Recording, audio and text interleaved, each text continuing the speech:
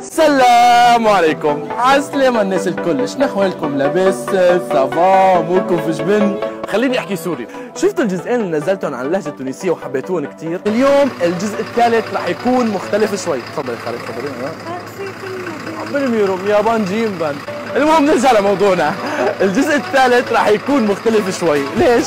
لأنه أنا اليوم موجود في اسطنبول وراح روح على الأماكن اللي ممكن نلاقي فيها عرب وحاول أسألهم عن معاني بعض المصطلحات التونسية، خلونا نشوف شو راح يصير معنا، يلا!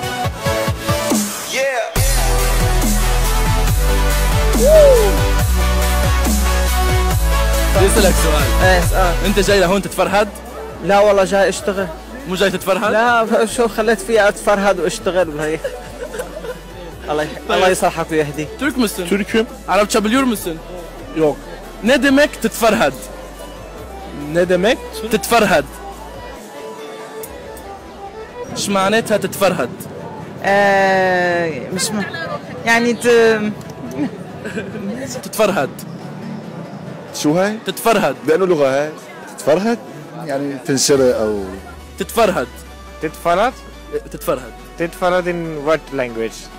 Normally. Titfarad, I don't know, like maybe thank you or something. انت جاي لهون تتفرهد؟ ايه اتفرد انبسط يعني. جاي لهون باش نتفرهدوا باش نقضوا باش نعملوا شو اسمه نسميوها باللبناني هي كل نقولها ننقص. شو يعني فكرون؟ فكرون؟ فكروا يعني. طب شو هو الفكرون؟ فكروا واحد عم يفكر كثير. لا تضحك يا محمد، شوي معناتها ترجم عدنان. فكرون؟ إيه؟ والله فكرون يعني يعني هني مجمع صراحة. فكرون. فكرون شنو صح. فكرون هو لا تغطيل يمشي هيك بشوية. وفكرون هو السلحفاة. انت تغششت؟ غشيت يعني شي مرة؟ نعم لا. تغشيت والله لكم سبي. انت تغششت؟ كثير. كثير؟ ايه غششت ونغش علي. غشاش؟ أنت مغشاش؟ لا أنت مغشاش لا ولا ما بغش؟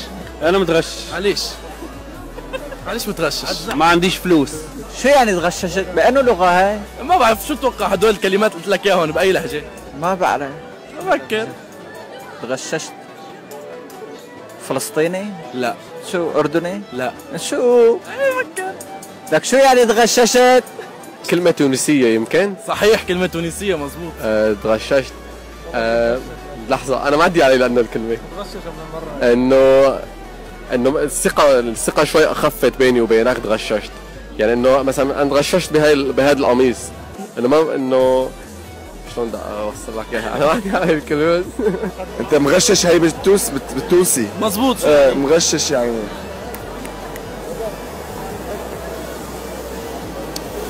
غششت يعني زعلت. متغشش معناها منرفز. شو يعني ميك لبنينة؟ ميك لبنينة. شو بتوقع هي من أي لهجة؟ ميك لبنينة. والله ميك كلمة انجليزية بعرفها. ميك لبنينة؟ لا انا بعرف معناتها بس شو معناتها؟ هلا بدك تقول قريبي لانه اللهم صل على سيدنا محمد. والله هلا سمعنا الكلمه وعرفان معناتها. مكله بينا. ميكلة يعني أكلة وبنينة يعني طيبة، يعني أكلة طيبة. ميكلة بنينة، ميكلة معناها واو بنينة فاوحة برشا معناها. نحي البرطاء بالجملة. يعني انه نطلع سوا كلياتنا. اي والله ما بعرف. نحي برطاب الجمله مثلا. أول مرة بسمع. شو هي؟ نحي البرطاء بالجملة. نحي البرطاب الجمله. نحي برطاب بالجملة يعني شيل الجبنة القديمة من البرطمان وحطها في الطبق، يعني عايز زي كده. نحي البرطاء بالجملة، نحي يعني زيح، البرطاب هو التليفون. جملة يعني تماما، يعني شيل الجوال تماما. التليفون تماما. بالضبط، نحي البرطاء بالجملة. يعني نحي التليفون كومبليتمون. طب أي لهجة هي تتوقع؟ يعني مغربية. لا. جزائريه. أردني؟ لا ولا اردنيه. لا مو أردنية. جزائريه. كمان مو جزائرية. سمعت لي سوريه. لا ولا سورية. اللهجه اكيد جزائريه. لا مو جزائرية. تونسية. شو بتعرف باللهجة التونسية؟ ولا اي شيء. هي اللهجة التونسية. تونسية. يا عسلامة. يعيشك ربي. برشا كمان. يعيشك بركة. علوش. شو علوش؟ خروف صح. طب شو بتعرف تحكي بالتونسي؟ عسلامة. شبيه اللوز منبوز وشبيه سفرجي المسترجي. شو كده؟ درجين من جيك درجين ونجيك. واشرب تياك هني جايك. اللوز مسبوق وشبيه سفرجي المسترجي وشبيه البقلاوة نقص حلاوة. شد شعرك تو نرجع لك. تعلمت مني. منك انت والله. تعلمتهم مني. انا فتحت لهم باب لحتى يروحوا يدوروا على بقيه الكلمات، ما شبعوا مني، انا ما اعطيتهم كل شيء، فراحوا يدوروا على بقيه الكلمات والمغازلات. امشط شعرك تو نرجع لك. احنا طبعا اكيد لازم نحكي كلمه للشعب التونسي، حنقول لهم يعيشكم على هذه الكلام الجميل صراحه. مرحبا معلم، بعد امرك بس تنزل شوي لعنا. اوكي بعرف مشغول ومعك علم، بس سؤال، ايش معناتها نحي البرطاب الجمله؟ ايش نطلع نطلع لعندك، يعني اطلع لعندك ابو شريك، اعطينا جواب وكمل بعدين وقفتك الشامخه. شكرا.